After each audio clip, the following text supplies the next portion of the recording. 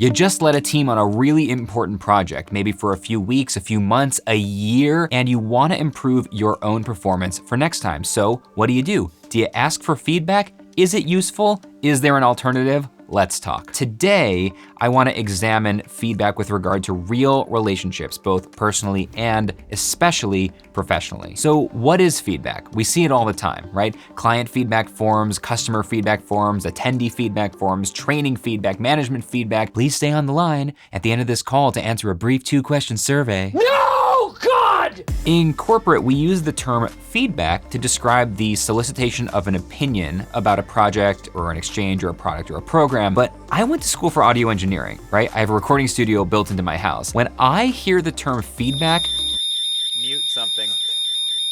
yeah, in my head, feedback is what happens when a microphone gets too close to a speaker.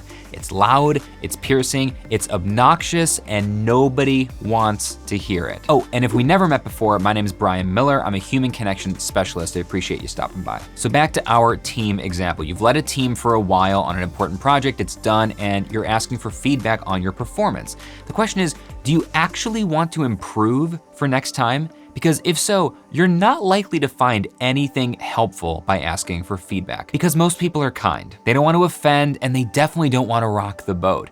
And even if not, people are self-interested, right? Saying something negative to your boss or even to your coworker, that doesn't seem like a good way to get ahead, so most people avoid it. But there's an obvious solution. Make the feedback form anonymous, right? Well, this isn't really any better than the social media dilemma we talked about in last year's video. You might end up with trolls having a laugh just by writing mean things, in which case the feedback is all useless. Or worse, you might get genuine criticism that could be helpful, but how would you be able to tell which is which without knowing who said it? The person delivering the feedback or criticism actually really matters. Most of you know I used to be a full-time professional magician. If you're a magician, you're going to take a magician's criticism of your sleight of hand technique much more seriously than your average audience heckler. But if you want to improve the show itself, you want to hear from audience members, not from magicians. The person delivering the feedback matters. Of course, there's another problem, which is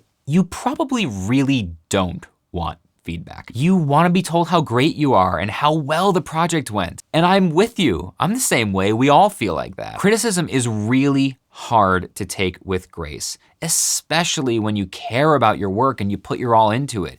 To have your best efforts cut down is unpleasant. And yet, if you care enough about your work to be hurt by criticism, you probably do care enough to want to improve. So what can we do? Instead of asking for feedback, start asking for advice. Advice has a very different tone. It's what we do when we care about someone and their success. Advice is what we give to our closest friends and family. I'm not talking about unsolicited advice. Ain't nobody ever enjoyed that. But advice, when asked for, is productive for both the giver and the receiver of the advice. So back to our team example. You led a team for a couple of months.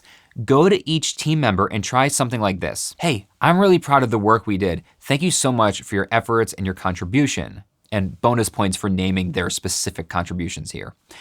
Still, I know I could do an even better job at leading a team like this on similar projects in the future. I want things to be even smoother next time.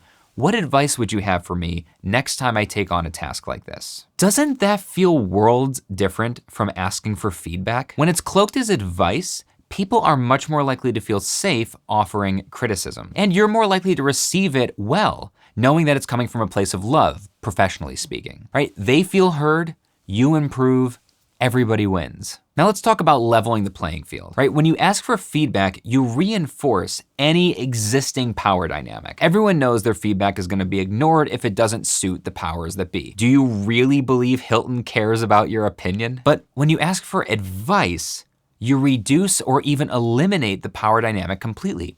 It doesn't matter if I'm your colleague or the CEO. When I ask for your advice, I'm admitting that there's something you can teach me that I can learn from. So managers, ask your employees for advice. Professors, ask your students for advice. Sales reps, ask your customers for advice. CEOs, ask everyone for advice. Ask your spouse, your mom, your best friend for advice. not feedback. Giving and receiving generous advice is a powerful trust-building tool. The more you ask for it, the more you'll receive it, and the better we all become together. Let's take the mic away from the speaker once and for all. Hold it, fellas.